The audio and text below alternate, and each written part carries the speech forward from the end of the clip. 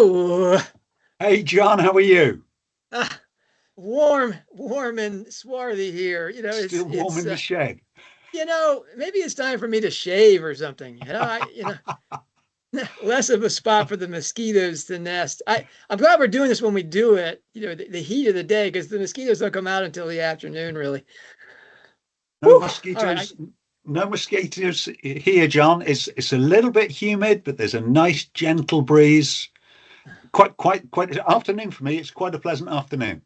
Well, I have a little sticker saying I gave blood today because of what yesterday I had bites on my neck and stuff. I was Ah, like, oh gosh. Anyway, yeah, a beautiful day here in the shed, my recording studio. Um, so and so for everyone that's joining us, just to catch you up, this is the first proper episode after the introduction of our month-long Lake and Shed review of J.K. Rowling's works in celebration of her Kanreki, that is her 60th birthday. Very important anniversary. My name is Nick Jeffrey. I'm over here in beautiful South Wales by a little bit dry, but still picturesque lake in quite pleasant surroundings. John has voluntarily decided to shut himself up inside his Oklahoma City shed in something like 105 degrees.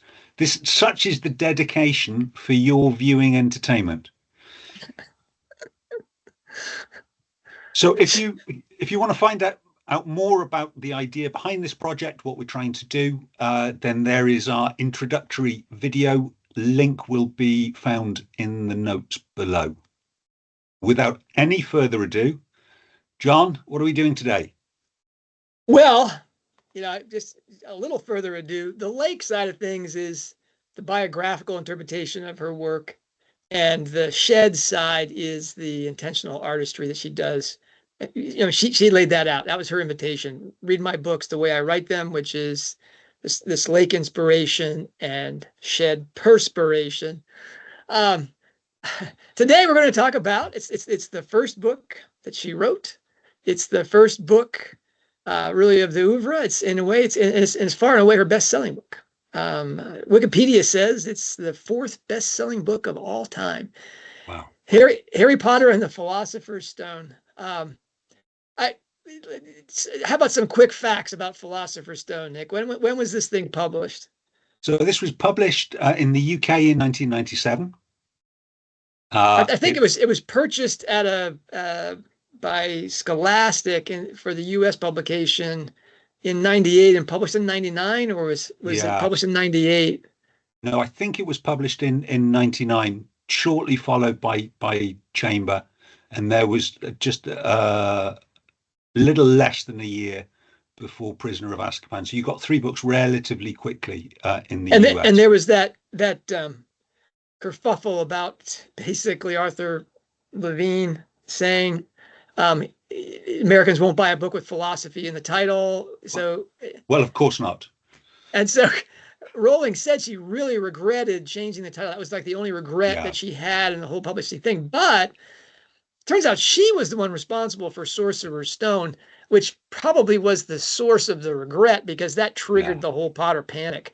yeah. Sorcery being invocational magic, and it got played right into the American culture war. Anyway, I think but yeah, Levine offered the title School of Wizards or Wizards yeah, School, which yeah. actually the French went with. Ah, They went with École de Sorcière or something of that. fascinating. Where was she at the time in '97? So she was in Edinburgh. So single mom in Edinburgh. She had just got a grant off of the Scottish government that was going to allow her, at least temporarily, to give up her teaching job. But she was teaching. She was teaching Yeah, she when was. Yeah, she was teaching. She was teaching in a comprehensive school. this Um, this was the one where they said what's your second job or something, and made some yeah, joke about her being a stripper or something, right? And that's she's right. Yeah. uh, I'm sorry. He's laughed because he knows the end of the joke is that Rowling said, you know, I'm delighted, Sean, that you think that anybody would pay me to see me with my clothes off. Okay. That's right. Yeah. Uh, So Rowling said it's perhaps not her most shining moment, but she was glad she said it. yes. So Anyways, I mean, this is the turning point, really. The publication of this yeah, book. but She's just over the crisis of her life. The suicidal period coming back from Portugal. The CBT recovery. yeah. She and Jessica are in a pretty good place. She's winning these prizes, but it begins the next crisis of her life, which is really the Potter panic and Potter mania. Yeah. Everything in her life is turned upside down and inside out. So Um, not obvious at all in 1997 what this was going to become. So Bloomsbury gave her a very modest advance, dwarfed actually by the grant she got from the Scottish Council. The initial print run was 1,500 copies of the book. Only 500 in hardback. All the rest were paperback. The common wisdom at the time was that any half decent children's book could sell 500 hardback copies to libraries, which is why they're so outrageously expensive. I mean, we're talking hundreds of thousands of pounds, because where they do turn up, almost always they're ex-library stock and in dreadful condition. yeah, it's yeah, you could basically fund a child's education, Yeah. advanced education, maybe through graduate school, on a copy of those things. But you were Um, there practically from the beginning of the story because you were one of no, the early readers in the US, no? no. I um I really never heard of the books until the spring of 2000. And that's my first encounter with the books. I mean, and I hope in these series we can talk about our first encounters Yeah. with these stories. My first encounter with the books was um, a woman who was working with me at Whole Foods Market. Um, and she recommended that I read these books to my kids, and she just loved them. He said, and she was at Whole Foods Market. She had tattoos and facial piercings and delightful woman. Tiffany Flowers, I think her name was. Wonderful woman. And I was like, wow. But between Tiffany being the one recommending this and it being a book about witches and witch, I was just like, but it's this is I've told this story too many times. But if it finds its way into my house and I have to tell my children that I'm going to read it first and see if this is acceptable stuff, and I'm basically going to tell them why we don't read trash like this the next morning. I'm going to read like 3 chapters, find the invocational magic. I'm out of here. And instead, I stay up most of the night and read this wonderful, wonderful book. And the next day, I tell them they can read it, but the bad news is they have to read it. It's that good, And they thought that was a bit of reverse psychology. My oldest at that point being 11 years old, and anyway, and that began my fascination. I bought the other 2 books that were in print at the time.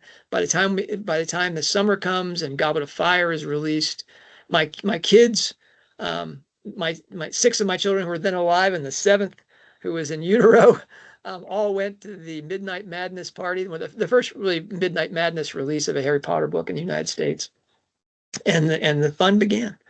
I should say that it was in Philosopher's Stone that I realized these books were being written at a very high level. These were not children's books per se, but these were books written by a very, very serious writer. I thought they were. My immediate impression was that they were at least as good as the Narniad, and as important. I hadn't even read Chamber and Prisoner of Azkaban at that point. It was just the first book was just that solid. Yeah. Um, anyway, when did you first encounter this series? So as a middle-aged man was the first time I read Philosopher's Stone. So I had uh, more or less stopped reading fiction for a period of about 20 years. So the point at which I graduated university, I I was just a non-fiction nut. I read crisp packets, the backs of cereals, anything, but it had to have lots and lots of facts in it. Um, and uh, around about 2018, I was going through a bad time. I just lost both of my parents, and I was gifted a copy of Casual Vacancy. And it was astonishing to me. I mean, revelatory to me, just how much pleasure I was getting out of reading other people's misery. Now, this may be, Boy, you found the gold mine for that. but I was astonished how somebody I didn't know much about had put this thing down on paper that could affect me so profoundly. So I set off on a mission to read everything she had read. So it was at some point in 2018 I first read Philosopher's Stone. Now, that's not to say I've been living in a cave. So there was a lot of cultural references because everyone, it's part of our common experience. I knew roughly the story of the seven books, but of the specifics, almost nothing. Wow. I mean, you 2018, 10 years after the last book has come out. Yeah, Um, oh well, I mean, seriously, and what a great thing it was that you picked the books up, Nick. Really, I've been reviewing for this series a lot of things that I've written, and I've written a lot about this stuff. And that's exciting. It's good work. I'm not embarrassed by that work, but I'm really excited about the stuff that you're bringing to this. And that's where that's segue to our lake and shed stuff here. But we're only going to do yeah. one point, and this is tough. Okay, it This is. is tough. Choose one thing to say about these books, um, especially Philosopher's Stone, because it's. I had one friend, a graduate of a PhD from St. Andrews, who told me that he thinks that Philosopher's Stone has to be read as the seed out of which all the other books grow, and those seeds are intentional. You can read it almost as the center of a circle, and all the books come out of Philosopher's Stone. I mean, Yeah, I haven't done that charting, but I mean, that a man of his intelligence, this is the guy who is a serious reader of Henry James and such. I mean, he thinks it's that critical a book. Um, and yeah, I can, gosh, I can go on all day. What point did you choose though from the Lake side of the house? Rowling's right. biographical side of the house. So I wanted to go for something foundational, and the lake moment for Joe, if we believe that oft-told story. Then again, people tell stories so often it can sometimes be difficult to know what you remember or what you just remember retelling. But Joe's story was she's on a train, and the idea is boy's a wizard, doesn't know he's a wizard, goes to wizard school. So I don't think Joe has been a wizard or knows many wizards, but she does know about schools. So I'd like to focus on her lake inspiration for Hogwarts, or as it should be properly titled, Hogsmeade Comprehensive School. Now, again, you've cautioned me to go back to consider where and when this was written. So Rowling was a young lady who had not had any work published, very little of which had been read by anyone else. And I'm sure that all of the writers she's read about writing would say, you write about what you know. Now, Hogwarts is a boarding school. She's never been to a boarding school. She's got two cousins, one of which went to a boarding school. But I don't think that would have given her the depth she needed to construct Hogwarts School of Witchcraft and Wizardry. So she constructed a comprehensive school that you board at. Now, how do I know that? How can I be so confident that it's not a fee-paying public school? It is a state-sponsored comprehensive. Well, there's several things. So, if it was a boarding school, the students would start at 13. At comprehensive school, the age they start, 11. State education starts at 11 in secondary schools here. Hogwarts has got to be a comprehensive school. It's co-ed. So she's read lots of boarding school stories, you know, Mallory Towers, Billy Bunter, um, Tom Brown's School Days. She's read them all. They're all single sex. And in fact, in the 90s, still most boarding schools, fee-paying boarding schools, were single sex schools. The houses. Well, you haven't made the obvious point. The comprehensives are not No, single sex. comprehensives are all, not all of them, but most of them are co-ed, are boys and girls going to the same school, same classes. The houses, and this sort of feeds into the co-ed as well. So both fee-paying public schools and comprehensive schools all have the house system and the prefects and all of that. It's common across both state and paid for education, but there is a difference. So in a boarding school, the house is usually a house. It's where you board, it's where you sleep. So when you apply for a school, you apply for the school and the house. And you may get accepted or you may get asked to apply to a different house. But before you turn up, strangely, parents are really keen to know where their child's address is going to be, so they know what house they're going to. The very, very few co-ed boarding schools, and I'm talking just a handful, the houses for the boys and the houses for the girls are different houses. Because of course, who, why would you not? Comprehensive schools are not like that. So comprehensive schools, you have your first day in the first year of comprehensive school, you don't know what your house is going to be. You go to an assembly of first years, and you get sorted. Now, there's no magical hat. There's usually a rather portly deputy headmaster with a clipboard calling your name out and saying which house you're going into, house and form. Hey, Rowling has talked about this. I think Yeah. she remembers her house. I mean, she talks Yeah. about this. Yeah. So in Wydene Comprehensive School, their four houses were, and this is going to test my memory, Armstrong, Hillary, Chichester, and Bannister. So that What is that? okay. So Armstrong, first man on the moon. Oh, jeez, an American. Yeah, American.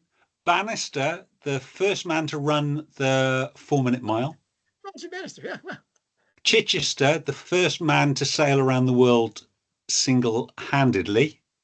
And Hillary, Oh, Everest. one of the first two men to climb Everest. We don't know if Hillary was the first guy up there. He and Tenzing never revealed who was the first guy at the top. They were the houses. Joe's house, she was in Armstrong, so she was in the American house in Wydene.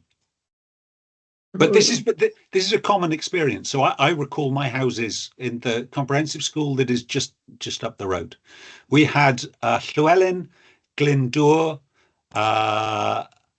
Howell, and Rhodri, four Welsh heroes.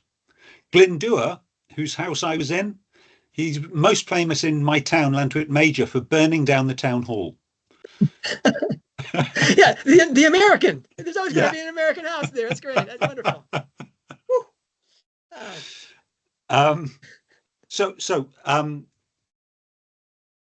A lot of the features that people think as being either specifically wizardly or specifically public school Eton-esque kind of elitism, like the prefects, the uniform that the films use, although it's not mentioned in the text, but those uniforms are a very typical comprehensive school uniform, almost identical to the one that I wore as a boy. If that's not enough, there's quite compelling arguments that she's based at least some of the teachers off of the teachers at Wydeen. So we have Snape almost certainly was based off of her chemistry teacher, John Nettleship. Uh, Pomona Sprout, certainly in terms of visual aesthetics, she's identical to a drawing that Rowling did of Pomona Sprout, was a lady called Phyllis Lewis, who was an art teacher. And I think it's at least plausible that Lucy, McGonagall was based off of Lucy Shepherd. Lucy Shepherd. Here's my pitch to the world. If anybody knows Lucy Shepherd, please send us her contact information. Easily one of the most important people in Rowling's life, the role model as a thinking woman, as a graceful older woman. And she taught her everything she knows about structure. And we can't find her. We can't locate her. Unbelievable. God willing, she's still alive. Anyway, that's a pretty good case, Nick.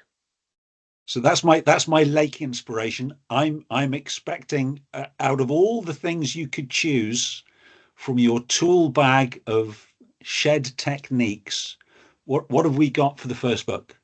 I mean, this really is rough. I'm going to go. I mean, yesterday I talked about tools and keys and plot points, the golden threads and the themes. All right, let's go through that. I mentioned that the shed side of Rowling Studies has three subcategories. The 7 keys or tools in her shed with which she fashions the stuff that comes out of her lake, how she turns it into universal story. The 12 golden threads or persistent plot points that we find in everything she writes, and the 5 themes, which reflect in large part the 5 core beliefs you talked about, the defining ideas that Rowling holds. The chief difficulty in this Kanreki review of her 21 works from both the lake and the shed side of things, I think, is choosing which one of those 24 shed ideas to talk about. Philosopher's Stone, though a relatively short book in the Rowling oeuvre, it reflects all the tools, most of the golden threads, and all the themes, albeit obliquely. I'm going to go with the tools, and of the 7, perhaps the most the obvious one and the most neglected one too, as these things usually go, which is Rowling's genre artistry. I'm really tempted, obviously, Philosopher's Stone to go with the literary alchemy. That's kind of a hey in your face type thing, especially as I took so much abuse for it when I first started talking about the literary alchemy. I was like, it's in the first title. And then there's the ring composition, which is straight. I mean, it's almost a chapter by chapter imitation of C.S. Lewis's Lion, the Witch, and the Wardrobe. Same number of chapters, same story term with a betrayal. I mean, that's for a later date. I'm gonna go with the genre thing though. I'm gonna go there to highlight that Rowling has done a decent job of misdirection on this score, so that even very serious readers rarely talk about it. Very, very quickly then. Again, this is one point. It's supposed to be short videos. Every author's first decision with respect to the story they're going to write is, what kind of story is it going to be? Is it going to be a romance? Is it going to be a detective cozy, some sci-fi thriller, whatever? Rowling's decision really was not to make a decision, or to just throw it all in the cauldron and see what comes out. I mean, she writes close to 10 different types of stories, all wrapped up inside the generic UK schoolboy novel. In addition to the schoolboy novel, we get an orphan piece like Dickens, sort of a David Copperfield, Oliver, twist type thing. We get the Bildungsroman, this coming of age story. We get high English fantasy. There's a lot of Tolkien and Lewis inside here. We get manners and moral fiction. Really, this is, Austen with this is Pride and Prejudice with wands. We get the alchemical drama. Really, we get Shakespeare and Yeats and the whole thing inside these books. We get political satire. We the whole Minister of Magic thing and the retelling of the World War II allegory.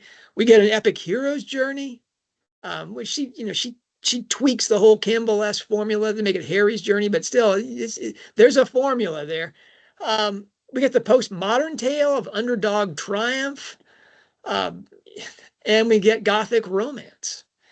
There's like 15 elements of a Gothic novel, and Rowling hits all of them, and with she pours it on so heavily with the Gothic stuff that it's really much more of a parody than it is an example of the genre. The schoolboy novel, though, is the core of the Hogwarts story, obviously, and it has a lot more formula expectations than just situated in a school. The rule to which authors make exceptions are the standards you find in Tom Brown's School Days, Enid Blyton's 2 6-volume schoolgirl series, and Charles Hamilton's endless Billy Bunter stories, the Greyfriar books. I actually brought I've actually got a couple of these books here. I had to come out to the shed today with a little bit of a library. Uh, I wanted I wanted to show just just we should do that before every one of our things here and say, hey, here's the book we're talking about. This is the first one that I didn't get a hardcover. I think I got a soft cover. Yeah, the soft cover was smuggled into my house, so I had a soft cover for many years, but now I've got my proper hardcover book. One of the nice things of the electronic version is it updates the cover art every time the cover art changes. Is that a good thing? Well, Anyway, you know, but yeah, this is Thomas uses Tom Brown's School Days. That's really the point of origin for all of these things, and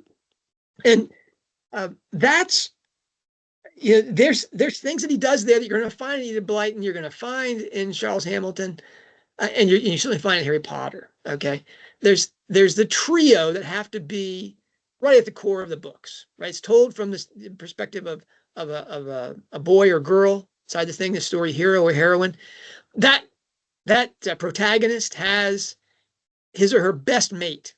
Okay, he's usually good at sports, and the swatty, effeminate egghead. If it's a guy, he's relatively lame at sports, he can't play cricket, etc. And if it's a girl, then it's definitely Hermione. It's the all in for studies person. The school has a revered and a wise headmaster, features a sadistic science teacher, a crazy French instructor.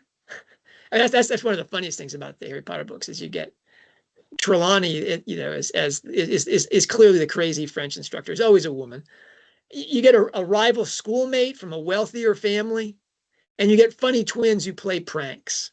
All right. Sports ability is key to social success. Character is built through toughing your way through adversity and injustice, tough upper lip. Hard choices need to be made, often defending an underdog from a bully, etc. The new boy makes his way through trials and triumphs to a year as head boy and disciple to the headmaster. In Tom Brown's School Days, it's all done in one book. But the genre, as a rule, is a 6-book series paralleling the 6 books of the series. Harry Potter gets 7 because alchemy is a 7-stage process, right? Tell me, Nick, is a comprehensive school 7 years? 7 years. Should have guessed. Okay, but the matchups between the genre requirements and Rowling's books are pretty hard to miss. You get Snape, the sadist with a secret. You get Trelawney, the balmy French instructor, up in the clouds. You get Dumbledore as God, or at least Gandalf. You have Quidditch, the sport you get Neville, the nebbish, who gets bullied. You get Draco, the enemy, who's bullying. He comes from real money. You have the Weasley twin anarchists. You have Harry's victory. It's all there, right according to genre expectations. But Rowling, though, isn't really writing just a schoolboy novel. It has all those other genres I mentioned seamlessly mixed in. And she's clearly parodying the genre shamelessly while she simultaneously outperforms the original while standing it on its head. And those are the things you really have to get. You have to get the genre that she's working in. You have to get how she's parodying it. And that's really, to understand Rowling as a writer, you got to understand her 3 favorite writers. Colette, Austen, and Nabokov. And the only thing those 3 have in common, that's quite a set. That's really, what's the common ground of these 3 things? I mean, if they were fractions, you'd be scratching your head and multiplying, because it's really a tough set to match up. But the one thing that all three of those writers do is they parody. They're parodists. They're not satirists. Remember, Nabokov says, satire is a lesson, kind of hard taught in your face, take that type thing. Parody is a loving treatment, where you're taking your favorite author or a favorite type of story and playing with all of its expectations so that people that also love those things will recognize all the elements in it. Of course, because Americans, and I'm thinking about myself here as much as anybody, are absolutely ignorant of the schoolboy novel tradition. All those things went right over our heads. I mean, we loved Snape or hated him, and we laughed at Trelawney, and we admired Dumbledore, but we didn't understand all of those things were coming out of Tom Brown and Hamilton and Blyton. That we didn't get that. We didn't see that stuff. But that's really what Rowling is after. And then not only is she parodying it lovingly, but she turns it on its head. Now, Amy Sturgis, really one of the original Potter pundits. I mean, and with Lana Whitehead, one of the, there's only three of us that have made real contributions to Rowling studies through the first three generations of the field. And Amy Sturgis is certainly one of them. But in 2015, she wrote a piece called Hogwarts in America about the Fantastic Beasts books. And in that Hogwarts in America thing, which I really recommend everybody read, she explains how Rowling uses a genre vehicle of empire values and virtues, which is the schoolboy novel, to deliver anti-empirical values and virtues. It's not just this, it's a comprehensive pretending to be a boarding school, but it's a postmodern adaptation of this genre to turn it to its opposite causes. Things that Thomas Hughes in Tom Brown's School Days wouldn't have recognized as virtues and values at all. Anyway, if the loving parody of schoolboy and schoolgirl series was not obvious enough in the humor of the books, it's right there in the name of the school, Hogwarts. All right. Now, Rowling in 2001, remember that year, said that she got the name from a plant at a public garden. She was asked, "Do you put images from your dreams into your books?" And she said, "Ideas come from all," sorry to make my face this way, I guess it's just, this is just too much. "Ideas come from all sorts of places, and sometimes I don't realize where I got them from." A friend from London recently asked me if I remembered when we first saw Hogwarts. I had no idea what she was talking about. And I signal eye roll there. Until she recalled the day we went to Kew Gardens. I assume that's how you pronounce that, Kew, Nick? Is that Kew Gardens? Yeah. And saw those lilies that were called Hogwarts. I'd seen them 7 years before, and they bubbled around in my memory. When Hogwarts occurred to me as a name for the school, I had no idea where it came from. Okay, I'm not going to say she's lying. Who knows? Maybe this Kew Gardens thing actually happened. It isn't, though, where she first saw the name Hogwarts. And it had a much closer connection to a school. We know for a fact, because in a short piece she wrote for the University of Exeter Classics Department newsletter, this essay was called, "What was the name of that nymph again?" or Greek and Roman Studies Recalled. She makes pointed references twice to the Geoffrey Willens Molesworth schoolboy novels. Can you see that, Nick? Yeah, as any fool know. Seriously, now nobody in America gets that joke but it's Molesworth, who's this crazy kid inside these books. This is the Penguin Classics edition that came out in 2000, and it caused a real. Rowling wrote that article for that Exeter Classics Department thing in 1998. And she twice mentions, she mentions Molesworth by name, and then she closes off, the last words are, "as any fool know," spelled in the distinctive Molesworth type fashion. Nobody who has read Molesworth, which is clearly a large part of the UK population, was confused about what she was referring to. She knows Molesworth backwards and forwards. In fact, the connection between Hogwarts, between Molesworth and the Harry Potter novels, was made repeatedly in the UK in 2000. There's the swotty girls named Hermione, there's the wizard Wheezes, and there's the play and the professor named Hogwarts, that are mentioned in these books that made writers in the UK just say, we know where this comes from. We know what Rowling is about here. And the hilarious illustrations by Ronald Searle inside these books. If you look at them and then go to the Rowling library and see the illustrations that Rowling herself was penning, they're very, very close to this. Okay. This was all before. These illustrations look like prototypes to Rowling's own line drawings. This was before Rowling told the Sydney Morning Herald in 2001 that Hogwarts was a lily, was a plant. It's actually a weed. It's not. It's so wrong. Okay, I chose to make this my Philosopher's Stone single point for 3 reasons. One, if you have to choose between what Rowling says and what the text tells you, go with the text. The author is an unreliable narrator. She was clearly trying to dissociate. I think she was clearly, maybe subconsciously, but she was clearly trying to dissociate her work from the Molesworth books. This is the same time that she's doing everything she can to distance herself from C.S. Lewis and J.R. Tolkien, the connections which everybody saw inside of her books. Okay. 2, Molesworth is more biting, dismissive satire of schoolboy fiction than loving parody.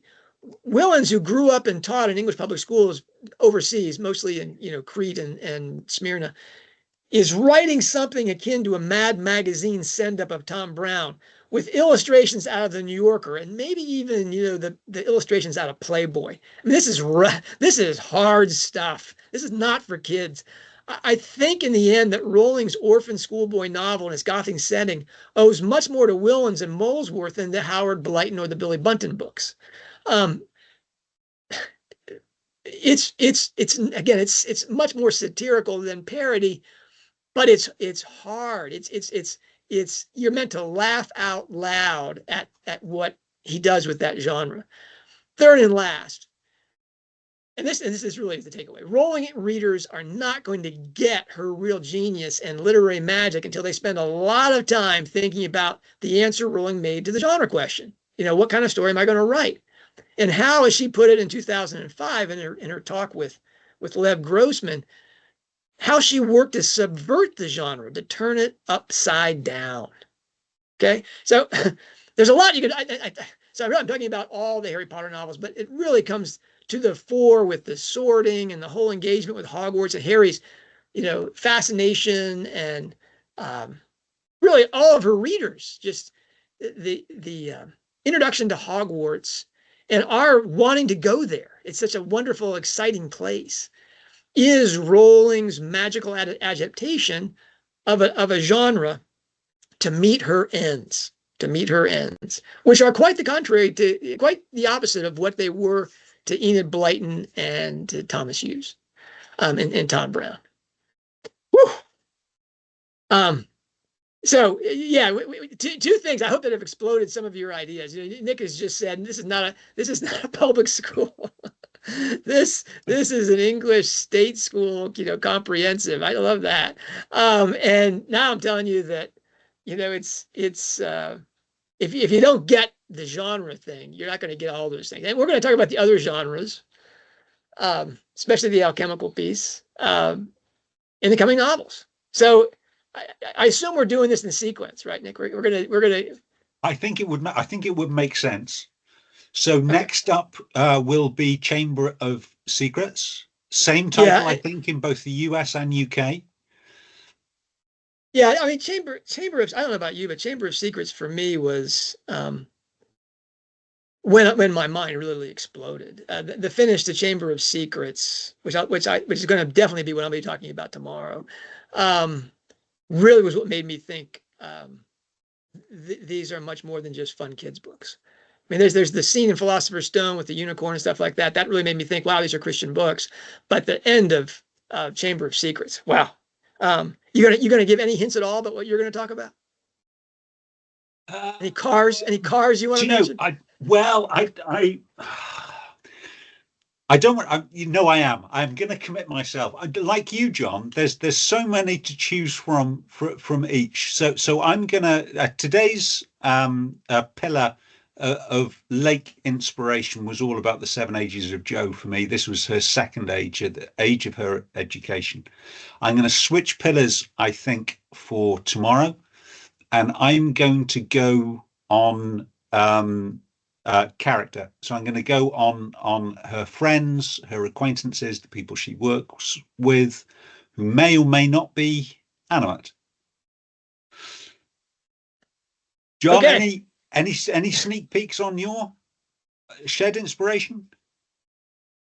Oh, I've already said I'm going with the finish. I'm gonna talk Yeah, about the medieval morality play inside this book. I mean that was to me like, wow, this lady is a very, very serious writer. And I'm also going to talk a little bit about um, how it's how the there's two warring interpretations of that scene. One is as a medieval morality play, and the other one is about chutes and ladders and being in the girls' bathroom with snakes. Well, well, so we'll talk about that. Um, I'm ready to get out of the shed here, Nick. yeah, Uh, yeah, yeah. I think you need a cold shower, maybe a cold beer. yeah, I'm gonna. What was that beer you gave me in Wales? The one with the brains one. Um, Brains bitter, best, famous Welsh beer. I think I'm gonna go have some brains. Um,